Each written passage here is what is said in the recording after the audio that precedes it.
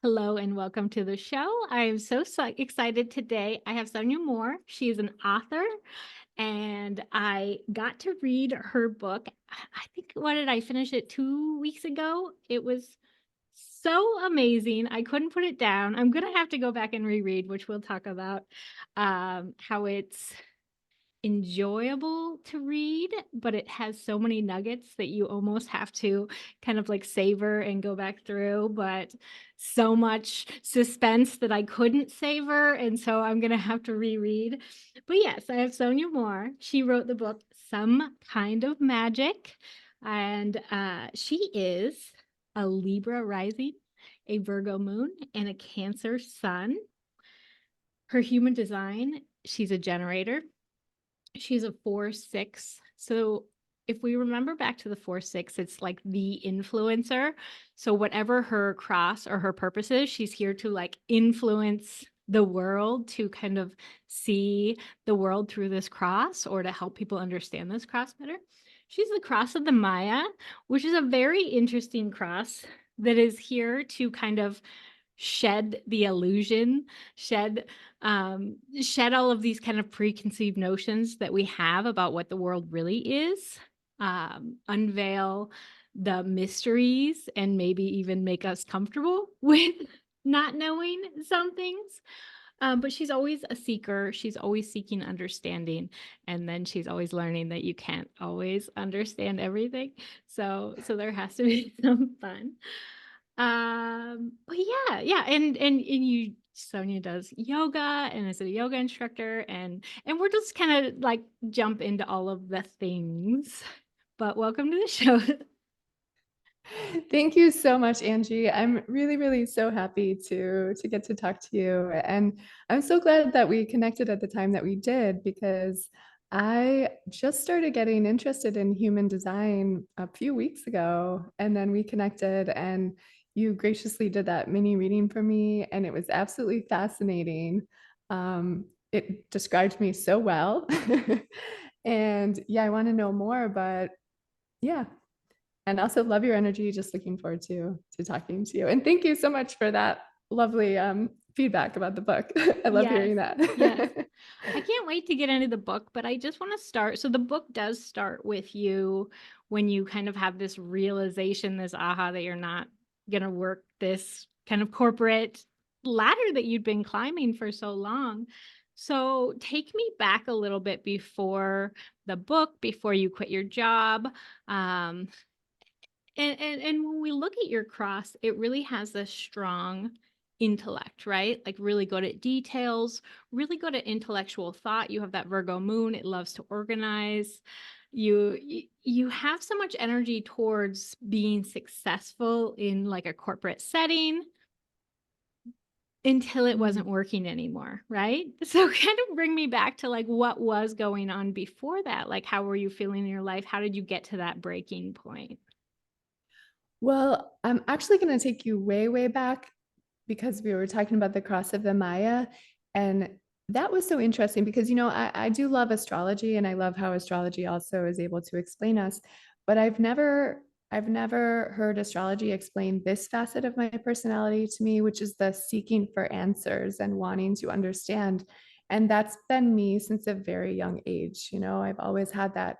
And I grew up in a very religious family, very strict. And so I was raised reading the Bible every day, and, taught that this is the way the world is. This is good and bad.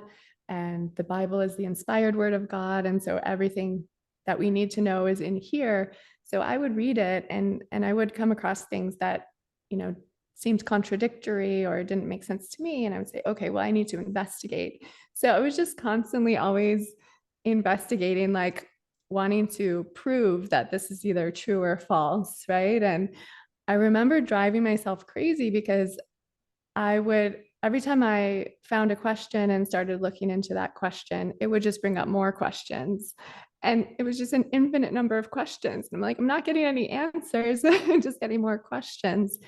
And so eventually, it was sometime in my early 20s, I just stepped away from that religious viewpoint and decided that I didn't personally believe that. So I would go a different path. And at the same time, I decided to stop looking for answers because I wasn't finding any. And I'm like, you know what? I'm just going to enjoy my life because whatever, instead of suffering over this fruitless search. So for probably about a decade, I just stopped seeking answers and I just was focused on, being a 20-year-old, making bad decisions, having a good time. And then eventually I fell back into more of a spiritual life. And that was such an interesting experience because at that point, I wasn't actively seeking answers anymore, but I found them. Like I found them when I stopped looking. And at some point along the journey, I came to really just love the mystery. And I realized I don't need to have all the answers as to how this works. And actually, to tell you the truth, I don't even want all the answers right now. I do hope to get them when we die. Like, I really hope there's a period where everything is revealed and all questions that we've ever had are answered. But for now, I just think the mystery is such a beautiful, fascinating thing. And so when I read the description of the cross of the Maya that you were kind enough to send me, it would just kind of blew my mind because it exactly explained all of that. Yeah, I And it was love. also, oh, sorry. It was also said something about how I really love detail. And I've always been such a detailed person. And I do really think that, the details make the difference. Like the truth can be hiding in the details. So it was Yes. interesting that it pointed that out as well. Well, and that's the thing is you're always finding understanding, and maybe you're not solving every mystery, and maybe you're having some sort of acceptance over what you can't understand, but you're still seeking understanding, but you're finding those details in such a beautiful way that you can then regurgitate them in a way that other people can understand your understanding, which is the beauty of this cross, right? It's that it can go through all of this search. You kind of said that you drove yourself crazy. You do have that channel that the shadow is like psychosis. It literally will not stop thinking, right? It will not stop Yeah. having. I laughed when I read that because I was like, I do remember a point when I was probably around 20 years old where I felt like on the verge of going crazy, literal psychosis.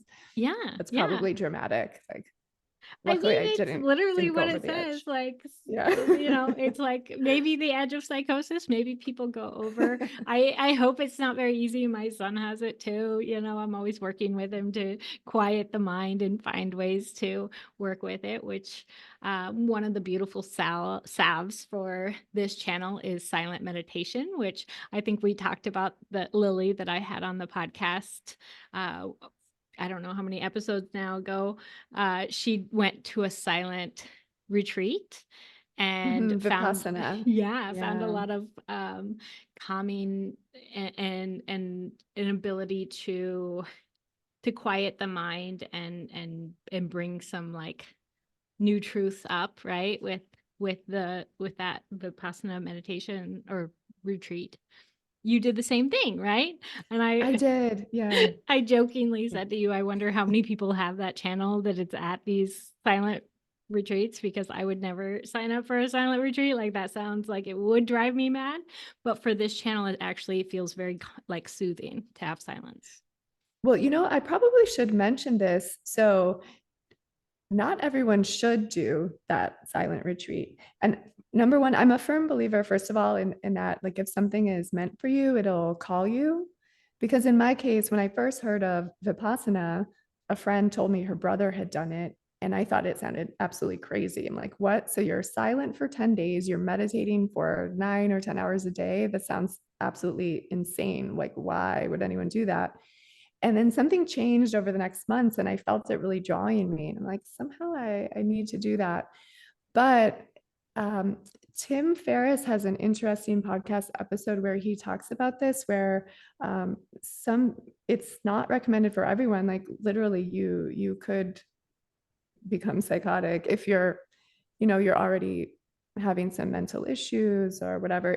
I think that's going to affect a pretty small percentage of the population. So not to scare anyone, but just to be aware that, it's not for everyone. There are so many different paths, we're all wired differently. And Yeah. Yeah. I was So, really interested in like ayahuasca and some of those things, but I also can dissociate, from my mind or my body if I get too emotionally, like distraught. And so I already know that that's kind of a thing. And so at this point, I definitely wouldn't do ayahuasca, right? But at some point, I feel like if it was meant for me, it would just kind of fall into place and I would hear it over and over. But right now it's just like curious and interesting, but yeah, not probably the time.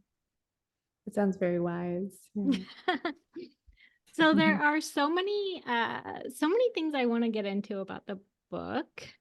It was it was so fascinating. I mean, you were lovely enough to send me your chart before I read it. So it was for an astrologer and human design reader. It was like pure joy getting to follow along with like the chart and what was going on in the chart, because I always think about the chart as astrological weather, right? It's like when the transits go, it's the weather, but I don't know how many. I would love to know like a pretty clear of how many people are within minutes of your birth, right? That have a very similar chart as you, right? There's probably Mm. maybe 10,000, right? There's 10,000 Sonyas running around, but that have the exact same kind of placements, right? And so there's probably 10,000 ways that a soul could come through with this astrological imprinting, and they're going to do it in slightly different ways. I always think it's very interesting. A podcast host that I really admire, she has the same birthday as me, like the same day, the same year, and she got married the same year as me. And like when I look at my Wow. chart, it was like not gonna could not hardly pass me by to get married on this day. And I want to know what day she got married to, because it was like such a strong influence. It's like, did she get married on the same day because of this astrological influence? But I feel like we have choices. We have our soul has a different way that it wants to interpret all of these things, and maybe with the free will we have choice to Hmm. maybe miss an opportunity and get it later, right? Like we chose not to take that road yet, but it'll open up again. But it was so much Yeah. fun to get to watch. I mean, I don't think everybody that had this would quit their job and go travel the world like you did. Like this is what Mm. some kind of magic is, right? You left your job, you traveled the world, you became a yoga instructor, but you I don't go ahead. Oh, yeah, you're just my mind is it has now like four different things it wants to follow up on because you just got me all inspired. It would be so fun to have some kind of convention where all of us with the same birthday at the same time, like all meet each other just to hear our life stories and see what parallels are there and what differences are there. That sounds fascinating. I may explore that at some point. Not, I mean, we probably couldn't find all 10,000 of us, but even just to get like 100 Yeah. of us together or Yeah. something. On Um, AstroSeek, you can look and find people that share your oh, birthday, but really? so yeah, maybe you would want to I'm reach making a out. note of this. I do. Later on when I have some more free time. But Yes. let's see. So about the book, that is something like I never want anyone to think that the idea behind this book was me trying to persuade everyone that they should quit their job and travel the world or in any way insinuate that. Not at all. It was never about that. It was just I just wanted to share what I discovered after I left this path that was kind of laid out um, for me, and just the magic that I discovered in the world. And for me, the magic was so many things. So I'm not gonna, say what it all was, but a lot of it was just the way that things work out for you and the way things fall into place. And it's nothing new, it's been written about by hundreds, thousands of people, maybe too many to count, like The Alchemist, for example, how when you decide what you want and you start walking in that direction, the universe conspires to make everything work out for you. But I always think it's helpful. Like for me, it always bolsters my faith when I find more real life stories that support that idea. because The Alchemist is so beautiful, but it is fiction, Yes. right? And so that's why I love stories. I love real life stories, and I just wanted to share this real life experience. And it can be, uh, you know, it can be discovered in so many ways. Like you can discover it without quitting your job, and if Yeah. and sometimes it's all you need to do is just shift your perspective sometimes and start looking at the world in a different light.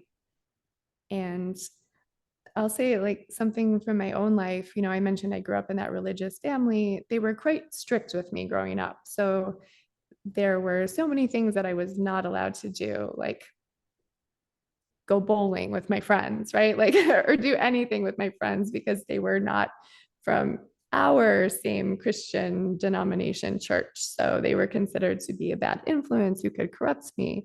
So I spent a really long time, probably about a decade and a half, just feeling sorry for myself and feeling like, oh, I had it so bad. Like I had the worst upbringing and I missed out on so much. But in the past probably 5 or 10 years, I've thought a lot more about what I did have, you know, and one of the things I've thought, well, no, I've thought of many things. I mean, for example, I grew up with plenty of food to eat. I had a beautiful home with a roof over my head. Nobody was beating me. Nobody was molesting me. Nobody was yelling at me. And I did have a lot of freedom, which I actually just recently realized because freedom is such a core value to me. And I think part of that might have been because I had less freedom when I was growing up. There were so many things I couldn't do. But I've thought back and I realized, even though I wasn't allowed to, hang out with my friends or date boys or watch movies that weren't rated G, I I was really free in that, my parents both came from small towns in Iowa and they didn't have a fear, like a big city fear. So although I grew up in a suburb of Chicago, I was allowed to just roam around freely. I was always with my neighbor friends, like biking around wherever. And I was just thinking back, I'm like, well, I had that freedom. So even though my parents instilled this healthy fear of hell and eternal damnation, I said healthy fear. I don't know if it was a healthy fear, but it was a strong fear. But they never instilled a fear of this world, which is something that I don't know, I appreciate now because I think there's a lot That's, of yeah, that's a beautiful unnecessary fear. reflection. Because I definitely, well, probably my mom, she loves when I mention her. Um, no, she's very gracious and lets me mention her all the time.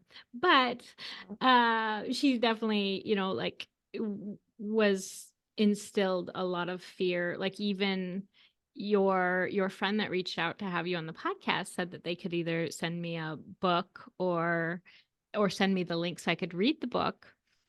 And my first thought was, I can't give a stranger my address, right? Because that's like Oh. the fear that was always put into us. There's a lot of fear Mm. of this world, and even reading your book, it brought up a lot of my best friend. She's traveled all over by herself, and I'm always like, wow, that would be really wonderful, but I would be very scared to travel the world on my own. And you did it so, beautifully. Like you had some instincts here and there that were like, maybe, this isn't the greatest place, but you trusted your instincts and you traveled all over the world by yourself. I also want to bring back up The Alchemist because that's what I really loved about the book. It does have a component of a love story, right? I would say the biggest thing I got was that you found a way to really love yourself and be okay on your own, and also rethought over and over like what you really wanted in a partner and actually called that in. So I thought that that was really beautiful. And it is like part of the book that you can't sit down because you're like, I want to know who she ends up with. But that is not even, I would say, the bulk of the book. But did feel very much like an alchemist journey for me. I love The Alchemist. I reread it probably every year, but it's fictional, right? It is fictional. And Mhm. it does I love story. That's why I'm always gathering people's stories so that when I give a reading, I can tell a story about my niece or my nephew or my kids or my husband or my friend or, like I can tell these stories so that they can see it in action because I find that archetype is kind of hard for human brain to really content like bring into your own, right? I think that archetypes Mhm. are beautiful, Yeah. but having like a true story. But I've tried to find books that I could feel like were were like a real story that Mhm. that was spiritual, and there's not that many out there that are like, I mean, maybe there's more. If you come across more, send them my way. Oh, I have a recommendation for you right Oh, now. good, I good. just I just read this book last week. It's called On Love and Travel by Erin Zelinka. I found it on Amazon and I really loved it. And I was quite struck by several parallels to my own experience, although hers is very different in many ways. But when I think you'll enjoy it. She was younger as well. She was about a decade younger than I was. But I think when you read it, you'll notice both the parallels and the differences. And I wonder if she has the cross of the Maya too. Yeah, Maybe you can reach out and find out. I will let We'll you know. message her. Yeah. Can I have your chart for research? Yeah. Just- please just send me your birth date, location, and time. I am such a junkie for charts and stories that like Cooper is it Cooper Anderson Cooper posted on Facebook randomly his like I was born at this time and I went and pulled his chart right away. My mother-in-law said to her son the other day like I was born at this time when he called about and I wrote it down and went and looked. So FYI, if you post your birth time, I will probably look up your chart. I just love to see like this is what the soul intended and this is what how people are playing it out. I don't know. It's just the most Mhm. gorgeous It's thing. it's Yeah. fascinating. Yeah. I would Yes. want to do the same. Yeah. Yes. Yes. It is so much fun. But yeah, I love stories and that's what you did so well is you took us through the highs and the lows, the good and the bad, and you didn't really hold back. It felt like very true to form, right? Like you started it saying like I'm not embellishing, like I've changed some names and things like that. It felt like you gave it to us, like I'm in the brink of despair. This is awful. And how you kind of worked your way out and how you were getting better and better at coming to these realizations. And that's why I really wanted to reread this book or have maybe a book club around it with some questions where you could slowly, because there were so many ahas that you had that I'm probably never going to travel the world like you did. Not that I wouldn't love to travel. Like I love to travel, not as much as you. You have Venus in the ninth house, and that really wants to see it all.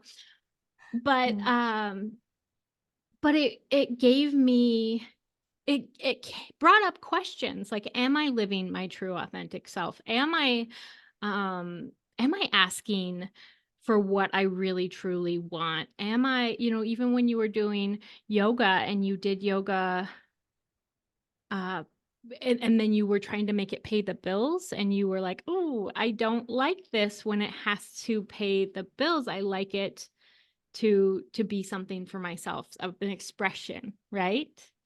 And it was Mhm. like it just brought up so many questions like how am I doing that? How could I do that in my life?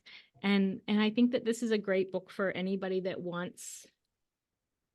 Don't read it in a way that you have to be you, but read it in a way that it can bring up questions on how am I fully living my life, right? Like, am I fully showing up? Am I expecting enough? Like, I feel like your expectations started raising for your life and like, but in a really heart centered way, right?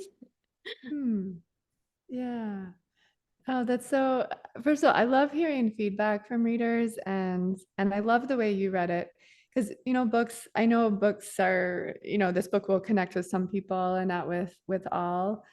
But I love how you read it. And that was part of the reason I wrote it too, because I know that a lot of people are not going to either have the desire or maybe the opportunity to be able to travel in the way that I did.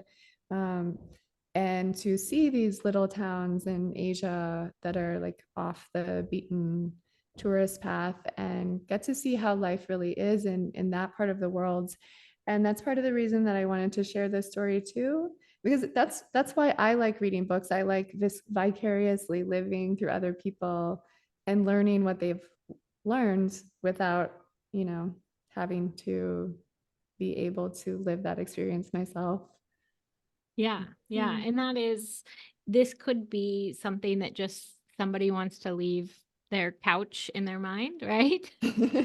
What is that called? Like couch travel or something? I know there's a word for it. I can't think of it now. Yes, yes. Virtual So, travel. Yeah. yeah, it could be a very beautiful way to do that, but it also and I'm a hopeless romantic, so I loved the romance side as well.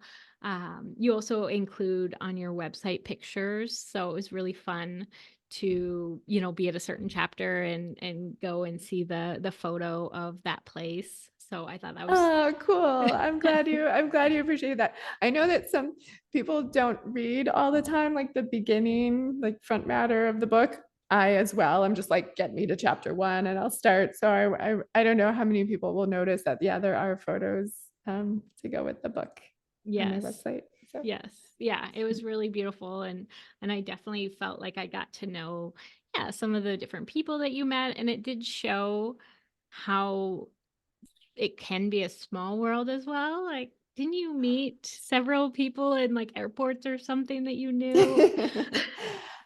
yeah, I encountered my friend Helen, who I had met in India, in Bali in the airport.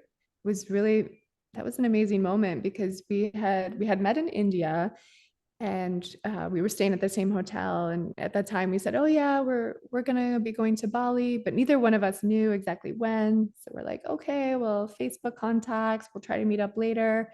And then about 2 months later, we ended up arriving in Bali at the same time, and we were the only ones in the airport because the volcano Mount Agung had just erupted a few days prior. So most people canceled their flights. Uh, and yeah, that was an amazing moment. And then yeah, there were a few other stories of just encountering people in the most unexpected places. I really do believe that absolutely when you're meant to connect with someone, the universe is going to make it happen in Yeah. its mysterious ways. That's another thing that came up over and over in the book was trusting the universe, trusting that that you would always be taken care of, that you would always have the answer, kind of blossom in its own right timing, right? And you really had to learn to trust over and over and over again. And I don't know, is that natural for you, or is that something you To worked through? trust, no, worrying is much more natural to me. um, Envisioning the worst case scenario, yeah, that would be my specialty. No, that is such a beautiful thing that this experience taught me. And that's something I wanted to share too, because I realized that in the life I was living before, which involved a lot of planning and things, there wasn't really that much opportunity for me to learn to trust because I was always like, well, I will take care of every detail myself and I will make sure that, we're as covered as we can be. Something's still going to probably go wrong anyway, but whatever. But once I kind of started living in this more kind of free flowing way, I was able to discover the way that things just work out on their own, like time and time again. And although I still worry, like I'll still fall back on that, I have to always remind myself, like, okay, I've been through this so many times and it's always worked out. So Yeah. That I've actually encountered, and probably because I'm always seeking and I love learning all of these different I've encountered quite a few Cross of the Mayas. And that is something that I get asked sometimes is like, will I get better at this? Right? Because it is quite a like details and intellect and fear over, like the 32 is endurance, right? Like it wants things to stay the same. It doesn't want the 42 doesn't love endings, right? So it can kind of cling to things and try to make sure that things don't change and that you have Mm. all of your brilliance, making sure that you don't have to ever worry, right? Or trying to not worry. Yeah. But over and over and over, you're like forced or you meet opportunity to like open your heart and realize that you can't control. So this is something that still doesn't go away, right? Like you're now a yogi, you've traveled the world, you've written this beautiful book, but you still have days where you are like in fear and you know. Yeah, it'll still pop up again. And then eventually I'll get back to remembering, oh yeah, okay, we can trust and let go. And it really is such a beautiful thing, especially in the broader perspective, because I've been hearing so much lately about anxiety and how so many people, like huge percentages of people these days are suffering from anxiety. And that's part of why I wanted to write the book too, because I want to show you this big picture that you don't have to keep yourself in this state of long-term stress and anxiety. You can actually just let go, and you feel much happier. It's just a much more light and beautiful way to go through life. And Yeah. instead of spending your day worried all day, you can just look around with appreciation and see like all these amazing things that are around us in this world. Yeah. So tell everybody some of your favorite ways to come back to, like the body in the present moment and to feel maybe safe or held or maybe even some magic in the day. Mm, I love breath work. I really, really love breath work. I know not everyone does, but a couple that are my go-tos. One is called Ananda Mandala. You can find it on YouTube. It's a 30-minute guided chakra meditation slash breath work. Um, Although I found that at a point where I had already done guided breath work several times. So if you can find someone like leading a breath work session in person, that would be better. And also Wim Hof breathing. You can always check out Wim Hof breathing. I know a lot of people already know about that as well. But that I find like whenever I'm just out of alignment, it'll just bring me bring me back in, connect me to my center. Also yoga. I mean, yeah, whenever I'm just feeling sluggish or whatever, yeah, a good yoga session is always great. And meditation, sometimes pulling an oracle card. I love those Yes, beautiful, inspiring messages.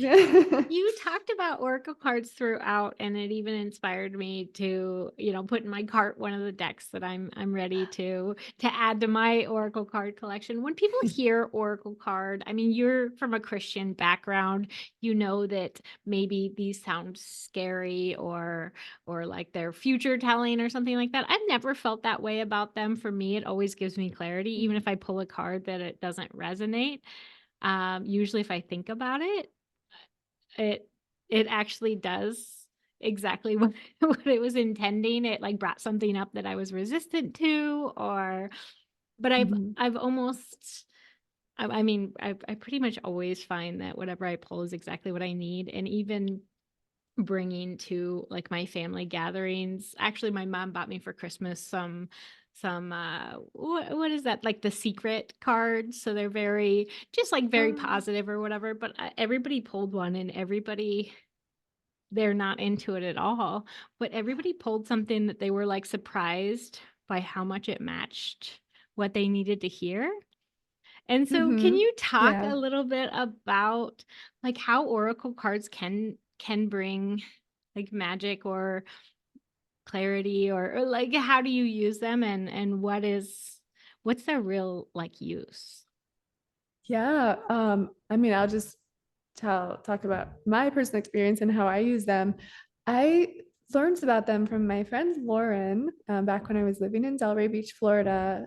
She had this beautiful deck, and then she gave me a beautiful deck for my birthday, the Native Spirit cards, and I started just like pulling a card whenever I wanted to, like either whether I had a specific question or just some, if I was in a low state and wanted something to boost my mood, I would pull it because they all have such beautiful messages written on them that sometimes you just need that little dose of inspiration. But it fascinated me because I'll say 99% of the time, if you ask a question, you get the perfect answer. And even if you don't ask a question, you'll get something relevant. And of course, I always want to understand how things work. So I always wonder, how exactly is this working? Like, how is my hands being guided to the right card for me? And how did this person who wrote the card write something that I would need at this moment? um, so I'll use it that way. Let's see. What else? I feel like there was something else I was going to say. Oh, yeah. So I had an interesting experience once with a garage sale when I was in Florida selling all my possessions after they had been in storage for 2 years. Ugh. Anyways, I had an oracle card deck there amongst like all the books and stuff. And this guy came, and he was probably in his 60s or something, like this kind of like very masculine, like tough older guy, like seemed very straight laced, probably not a spiritual, metaphysical oracle card kind of guy. But he picked up this deck of oracle cards and he said, "What's this?" So I explained them to him, thinking that he's just gonna think this is all woo woo and whatever. And he said, "Oh, interesting." So I said, "Oh, would you like to pull a card?" He's like, "Sure." So I showed him how to spread the cards out, and he picked one. And his card was protection. And he said, "Oh, that is so interesting because my entire life I've been all about protection. I used to work in the Secret Service. He was a Secret Service agent. If I'm remembering right, he was assigned to some president, I forget which one. And then he's always just felt that he needed to protect his family and all this. So yeah, just so interesting. It it It's it magic. is it really is, and I'll notice like, depending on my mood, what card I'll pull, or if I ask the same card over and over, or I ask the same question over and over, I'll get the same card over and over, and I'll like reshuffle. I'm like wanting a different answer. I guess I'm One of them, it was so funny. It was, I don't know, like 6 months ago, and I've just been like revamping my health and things like that. And I knew that I was worn out, and I was like, how can I make more money? And it said rest. And and I just kept every day hoping You're for like, a nope, give different me a different card, one. and it would not. It was very like, just rest, just rest, just rest. And then I finally was like, okay, fine, I'm gonna stop thinking about this. And I did, like, I prioritized rest for that day. And then I can't remember what happened, but I got a booking out of nowhere, and I was like, oh, okay, thank you. That was the right answer, I guess. It's such a profound message, and rest is so important. I'm glad you brought that up actually, because it's such an important theme. Like, I think so many of us have this idea that we just need to keep pushing ourselves, and that's strength, and but sometimes you just need to just check out, like give yourself whatever it is, a day or two of watching Netflix on the couch, or a healthier way of resting, whatever you need, and it just resets you. And this is nature. Yeah. Yeah. Yeah. And I mean, that's what we've been told I think in the spiritual world. That's what I hear a lot, is like, when you stop searching, it finds you, or, like that Hmm. kind of thing. And yeah, that there is an energetic that slight energetic difference between chasing something or, resting and all the butterflies land on you or all, It is, yeah, it's an energetic shift, right? And it's also part of allowing, right? Instead of trying to force it to happen and but allowing, but it's always a balance, right? Because it's in life, we do have to sometimes take effort. Like you wouldn't have this podcast if you hadn't like bought the microphone and found a name for it, which I love the name of your podcast, by the way. Thank you.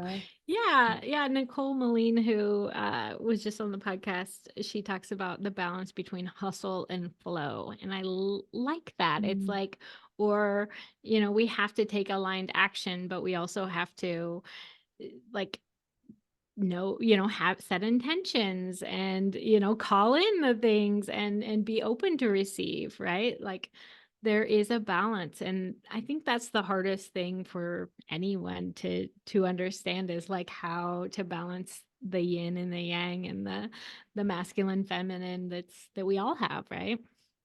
Mm, yeah, and something that I learned in one of my yoga teacher trainings was, because we studied a little bit of Taoism, was the idea that we're not meant to always be in perfect balance. It is this flow between not only a mix of hustle and flow, but also like it's normal to get out of balance a little bit, and then you recognize it and come back, make adjustments that you need to. So it's okay, you don't have to be like these perfect robots in balance all the time.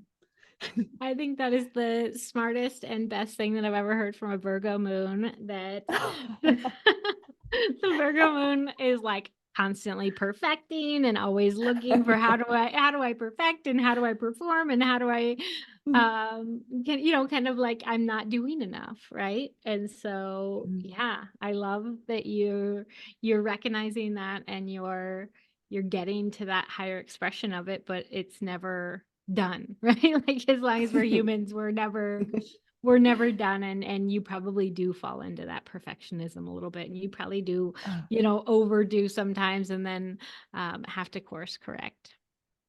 Yeah, yeah, definitely. You can put me in the class of recovering perfectionists. But I was thinking yesterday, I'm like, I think I'm gonna write something about like in defense of perfectionism, because I do think there's a time and a place for perfectionism.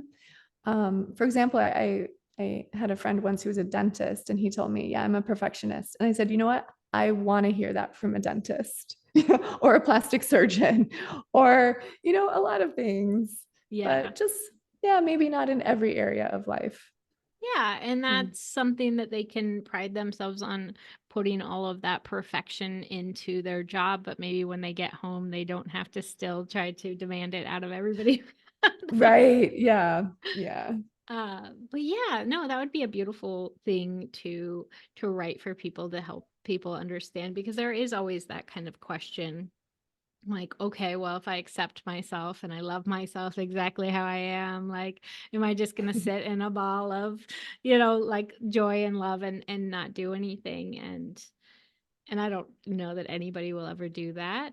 I think that if you need it, it might be good for a while, and then you'll probably get tired of being a ball of joy and you'll go out and do something. Yeah, yeah, absolutely. Because I think we're here to grow and evolve, like evolve on purpose, and and I think high standards are really a good thing. I'm a Yeah. fan of high Yeah. standards. No, it just Mm. it makes me laugh so hard, because I literally just like I have my coach, right? And I'm working on things myself, like I wouldn't be a good coach to others if I didn't have my coach. And we're setting, like goals and standards, and I'm really resistant to goals.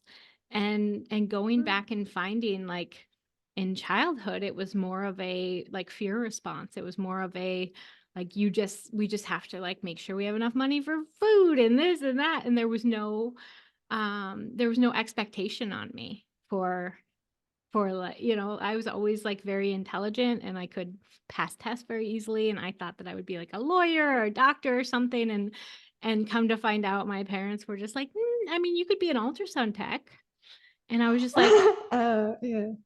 not that there's anything wrong with an ultrasound tech, but I just felt like I was meant for more, but there was none of that. And so now I'm having to go back and be like, ooh, there's a wound there that I have to be okay with achievement and pushing myself more, something that I kind Mm. of got shut down on. So it's very interesting that you bring that up that literally just came up today. So Oh, interesting. I can relate to what you just said. Yeah, I was also thinking about that recently. It's not that anyone ever tried to like squash my dreams or anything, but I was never really inspired to aim high, you know? Yeah, which is also, yeah, interesting yeah, topic. yeah. I mean, it's good. I think we both had parents that were just happy that we're healthy and Mhm. doing well. And I think that's a wonderful thing. But yeah, I do have that within me that I want to excel and grow, Mm. and you do too. And I think that's okay, right? I think we should be okay with pushing ourselves a little bit. This was such a fun Okay. conversation. I can't believe it's Yeah. already coming to an hour. Um, Oh my gosh, really? That went by so fast for me. yes, yes. Yeah. Now, can you, yeah, just leave us with, is there anything that you want to leave us with about, um, I don't, is there anything coming up that you want to leave us with, or you can just leave us with what you're working on now and how we can find the book and all of those things, but Oh, let's see. Well, this just popped into my head. This is, I guess, one of the favorite messages I that I found in my travels and that I put into the book. And it's illustrated in a specific story. I won't get into it to keep it short, but just the message was that um, this may not seem to make any sense right now, but it's all going to work out perfectly. Although it's written better. I'm forgetting the exact wording that I put. I think I'm missing one line, but that's okay. I can I it's can go back and note. yeah. But yeah, I forgot about that. That was one thing that I loved is you had different like quotes and different like spiritual wisdom throughout the book too. Yeah. And I will share with you what I'm working on right now is recording the audiobook. And this is one area I'm shooting for perfection in because I want listeners to have the best experience possible. And it's taking a long time, but yeah, Yeah, that's the no, current that it will be project. a And beautiful audiobook. I think people would really, I think it would be good to like if you're going on vacation and you have a long drive or something, like it would be really fun to listen to your adventure. I could see a lot of ways that the audiobook would be a lot of fun. oh, I So, hope so. yeah, Yeah. And then if anyone's reading and they want to find those photos, they can find them on sonyamoore.com, Sonya with a Y, and then just click the book photos tab and yeah, and I'll just put the link in the description for some kind of magic, so everybody can read it. And yeah, reach out to me, reach out to Sonya if you read it. I want to hear more people. I'm like telling people to read this book so I can talk to somebody about it.